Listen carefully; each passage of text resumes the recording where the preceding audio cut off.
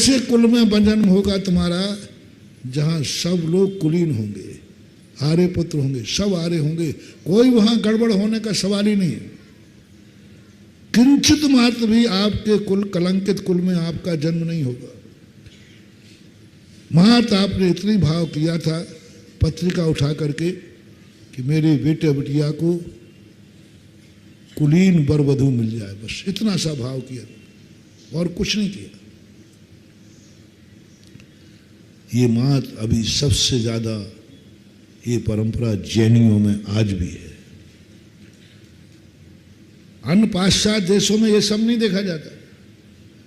पाश्चात्य देशों में कोई लेना देना नहीं है कौन कुलीन है कौन अकुलीन है, बस उनको तो स्त्री चाहिए है तो चाहिए, कोई मतलब नहीं, कोई लेना देना नहीं। मात भारत है और भारत में अभी मुझे गर्व है, आज भी जैनियों से पूछा जाए कि तुम अपने बच्चे बच्चे की शादी किस में करना पसंद करोगे।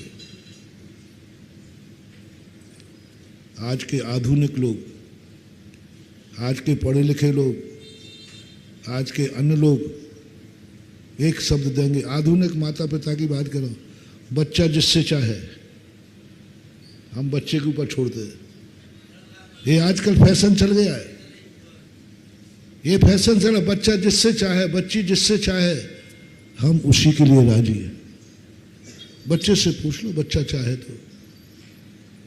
आज भी जैनियों में परंपरा है, आज भी जैनी 90% बल्कि 99% कह दूं तो कोई बड़ी बात नहीं है। हमारे माता पिता कभी ये भाव नहीं करते बच्चा बच्ची जिससे चाहे उससे हो, नहीं, परिवार जिससे चाहे उससे होना चाहिए। मुझे थोड़ा शेयर करना, आप लोग अशोकनगर वालों, आपके बेटा बिटिया की शादी आप किसकी पसंद से करना चाहेंगे? माँ बाप से पूछ रहा हूँ, बेटे की पसंद के अपनी पसंद? परिवार से पूछ रहा हूँ। बेटे की पसंद से आज भी जैनियों की परंपरा नहीं है। जैनी आज भी सकते में आ जाता है जब उसे पता चलता है कि बेटा बिटिया ने अपनी पसंद से शादी, ये सुनते ही रोंगटे खड़े हो जाते, ये सुनते ही पसीना आ जाता है। अभी ये पूछे ही नहीं कि वो कौन है, अभी ये पता ही नहीं क्या, उसने एक ही शब्द कहा, पापा बोल दो ना तुम लोग, ये शब्द कहा उसने कि पापा मैंने, इतने में चेहरा के थोड़ा वीडियो लगा देना उधर, मैंने कैसे उसका चेहरा उतरना, जो बेटा क्या बात कर रहा, मैंने अपनी साथी खोज लिए। ये शब्द सुनते ही मेरे प्यारे जैनियों, वो तो प्रथम क्षण बताना मुझे कैसा झटका लगता है, जल्दी बोलो। आपके पसीना आ जाता है, क्या बात है बेटा? अरे भाई बेटे ने पसंद की है, तुम्हारे लिए तो खुशी होना चाहिए। बहुत अच्छा है बेटा, हमारी समस्या तूने खुद निपटा ली। नहीं, जैनी खुश नहीं होगा। आर्य पुत्र को 1 मिनट उसको झटका लगेगा,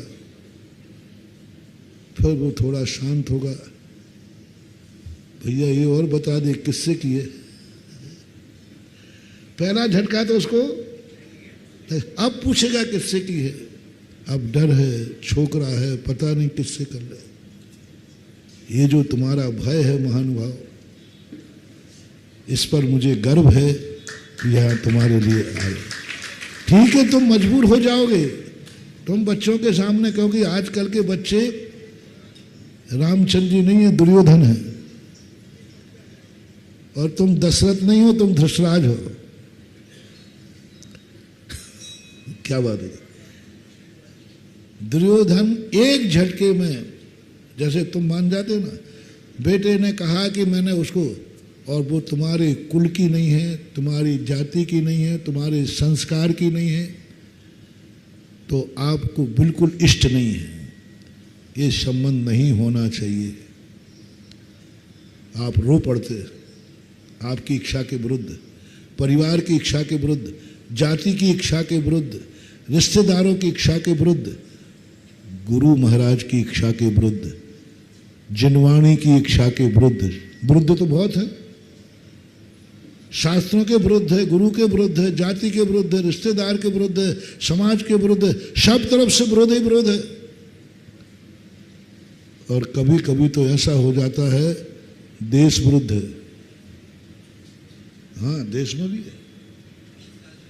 और जब देश विरुद्ध काम हो जाए, समझ लेना उसी समय से देश का पतन चालू हो जाएगा। अब मोटिवेशन लो, जो तुमने संबंध बनाया है कोई बुराई नहीं है, रिश्तेदारी बनती है, बनना ही चाहिए। बस पहले देखो देश विरुद्ध संबंध तो नहीं है। यदि देश विरुद्ध संबंध है तो उसी दिन समझ लेना देश की बर्बादी। भारत देश की बर्बादी किस दिन हुई? जिस समय सम्राट चंद्रगुप्त ने हेलेना से दुहाई किया। एक हेलेना, नाम में अंतर आ सकता है, हेलेना जो सिकंदर का मंत्री था, सेल्यूकस, सेल्यूकस, जो किसका मंत्री था? सिकंदर का। आमद जो भी बोलते, विदेशी था।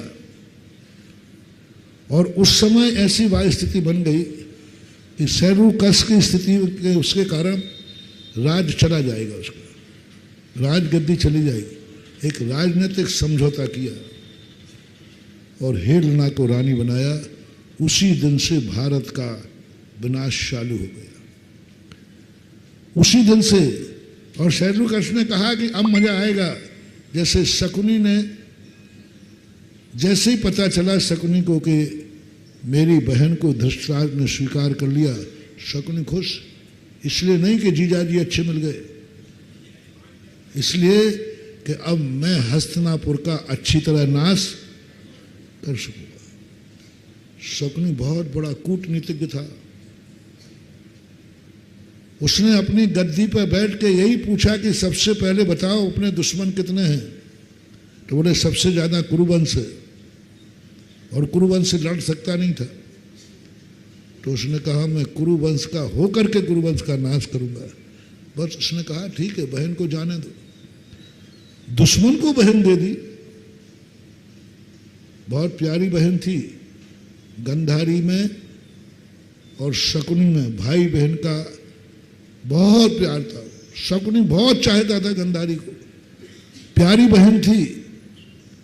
लेकिन राजनीति में जब मैंने गंधारी का पूरा जीवन चरित्र पढ़ा, शकुनी का पढ़ा, तो शकुनी और गंधारी में बहुत प्रेम था। अपनी प्यारी बहन को दुश्मन को दे रहा है, कट्टर दुश्मन। यानी गंधार नरेश का, गंधार की गद्दी का कोई दुनिया में सबसे बड़ा दुश्मन था तो वो हस्तिनापुर था, कुरुवंश था। उसको बहन देने का भाव कर लिया, कूटनीति। उसने कहा बस अब मैं कुरुवंश का नाश कर दूंगा, क्योंकि मेरी बहन ने वहां प्रवेश। और यही सेल्यूकस ने कहा अब मेरी बहन, वहां भी बहन थी, भारत के सम्राट के यहां प्रवेश कर दिया है, भारत के सम्राट के घर में प्रवेश कर दिया है। अब कोई दिक्कत नहीं है।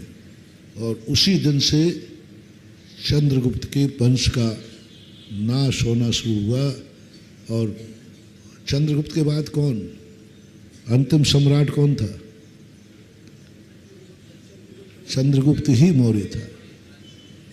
उसके बाद फिर कोई सम्राट नहीं बना, मूल कारण था। इसलिए आज मैं इन दोनों उदाहरणों से, शकुनी का और सेल्यूकस के उदाहरण से तुम्हें दे रहा हूं कि तुम कोई भी संबंध बनाना, एक बात देखना, देश विरुद्ध तो नहीं है।